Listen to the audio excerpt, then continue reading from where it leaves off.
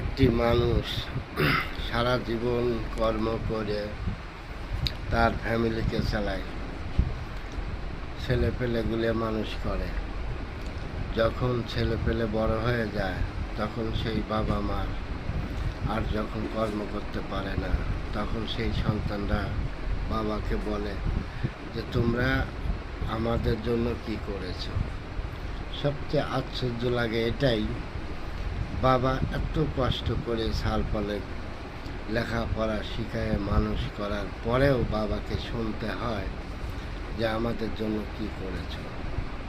সেই সন্তানদেরকে বলি যে তোমরা যে কথা তোমাদের বাবাকে বলেছ ঠিক সেই কথাই তোমার ছেলেরা তোমাকে বলবে, আর সেই দিনকে তোমার ওই বাবার কথা মনে পড়বে, তার আগে বাবাকে বুঝতে পারবে না।